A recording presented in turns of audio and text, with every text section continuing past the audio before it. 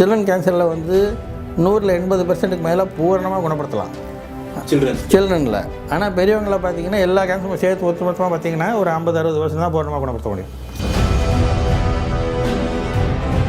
Sir cancer அதை பற்றி நிறைய நம்ம டிஸ்கஸ் பண்ணோம். கேன்சரில் என்னென்ன டைப்லாம் இருக்குது சார்? அந்த டைப்பில் எது ரொம்ப டேஞ்சரஸான ஒரு டைப் சார்? அது பார்த்தீங்கன்னா நீங்கள் உச்சந்தலையிலேருந்து உள்ளங்கால் வரலாம் எல்லா இடத்துலையும் கேன்சர் வரலாம். சொன்னப்போனால் தலைமுடியில் வராது, பல்லில் வராது, இதை தவிர எல்லா இடத்துலையும் வரலாம். இந்த 2 இடத்த தவிர எல்லா இடத்துலையும் வரலாம் அப்படின்னு சொன்னால் கிட்டத்தட்ட 100 வகையாக இருக்குது. ஒரு உறுப்பில் பார்த்தீங்கன்னா அந்தந்த பாடி பார்ட்லேயே பார்த்தீங்கன்னா வேறு வேறு டைப்லலாம் இருக்குது. பட் அப்படி சொல்லினா கூட சிலதெல்லாம் தான் நிறைய இருக்குது. இப்போ நம்ம நாட்டில் பார்த்தீங்கன்னாக்கா மார்பு புற்றுநோய், அது லேடிஸ் அண்ட் ஜென்ஸ் சேர்த்து தான் நம்பர் 1 இருக்குது.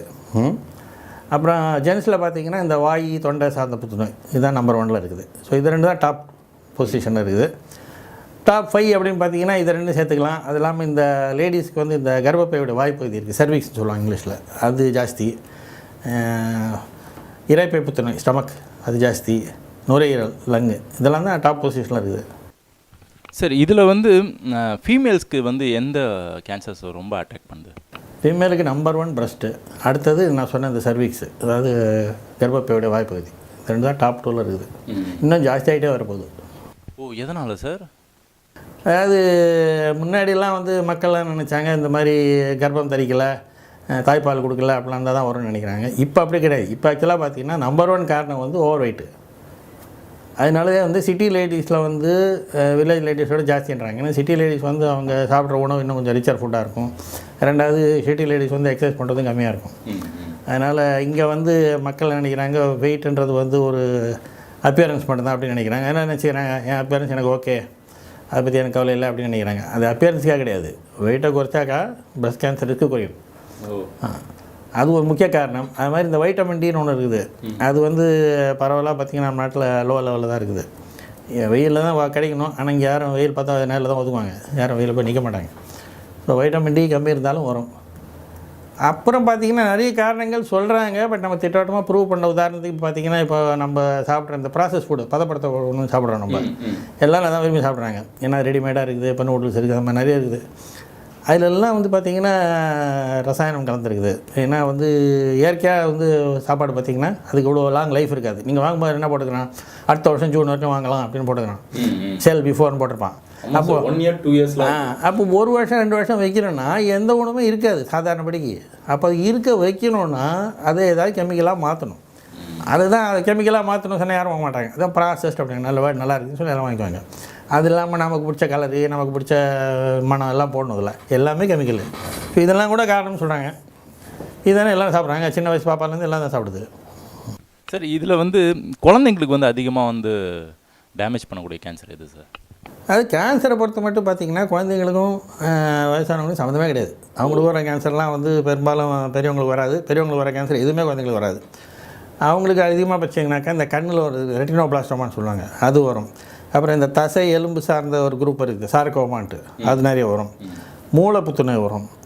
அப்புறம் இந்த ரத்த புற்றுநோய், இதெல்லாம் தான் வந்து சில்ட்ரனில் காமனாக இருக்கும்.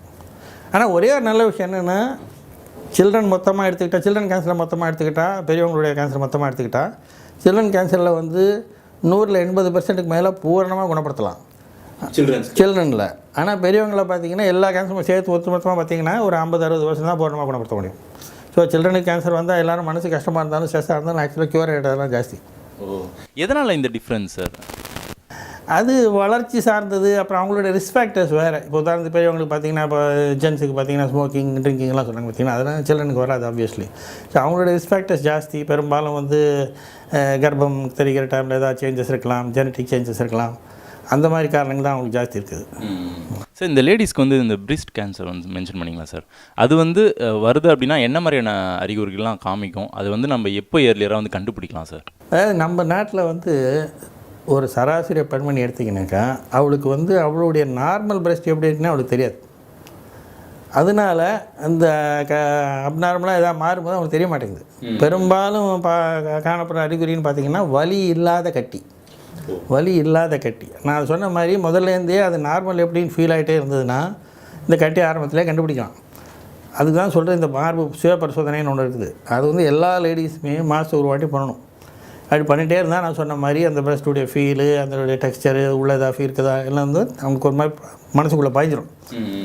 அப்போ எப்போனா ஒரு அப்நார்மலாக இருந்ததுன்னா உடனே வந்து டாக்டர்கிட்ட போய் அணுகலாம். இந்த மாதிரி ஃபீல் ஆகுது, சரியா பாருங்கள், இது கட்டியா என்னன்னு பாருங்கன்னு சொல்லலாம். அது இல்லாதனால இந்த கட்டி ஓரளவு பெருசாக வளர்ந்த பிறகு தான் வராங்க. இந்த அவேர்னஸ் இல்லை. ஸோ இதுதான் ரொம்ப காமன். இந்த வலி இல்லாத கட்டி தான் ரொம்ப காமன். அந்த மற்ற அறிகுறிலாம் பார்த்திங்கன்னா நோய் இன்னும் கொஞ்சம் வளரணும். வளர்ந்து இப்போ உதாரணத்துக்கு இப்போ சருமத்தை இன்வால்வ் பண்ணிச்சுன்னா சருமம் வந்து இந்த நம்ம இது இருக்குல்ல ஆரஞ்சு அது மாதிரி அதை பொட்டு பொட்டு பொட்டாக இருக்கும். அந்த பால் தர இடத்துல பாதிச்சதுனாக்கா சில பிளட் வரலாம், அது மாதிரி வரலாம். அப்போ வலியெல்லாம் கூட வரலாம். அப்புறம் வந்து அந்த அக்குளில் இருக்கிற அந்த இதுக்கு தான் பரவும், நிணநீர் கட்டின்னு சொல்லுவாங்க, லிம்ஃப் நோடு, நரிக்கட்டுன்னு சொல்லுவாங்க தமிழில். ஸோ அதுக்கு தான் பரவும். அப்படின்னா அப்போ அங்கே கூட வீக்கம் வரலாம். இதெல்லாம் தான் ஆரம்ப கட்டத்தில் தெரிகிற அறிகுறி. அதுலேயும் கோட்டை விட்டாங்கன்னா நோய் எங்கே வரீங்க பரவிச்சு, எலும்புக்கு பரவிடுச்சு, நுரையீரல் பரவிச்சு, அந்த கட்டத்துலாம் வராங்கன்னா அது சார்ந்த அறிகுறிகள் இருக்கலாம். இருமல் இருக்கலாம், மூச்சு விட கஷ்டம் இருக்கலாம், இல்லை எலும்பு வலி இருக்கலாம். ஸோ எந்த இடத்துல பாதிச்சிருக்குன்றதை பொறுத்து இருக்குது. ஆனால் இந்த பெயின்லெஸ் லம்ப், வலி இல்லாத கட்டி, இதுதான் அதிகபட்சமான அறிகுறி. ஓகே.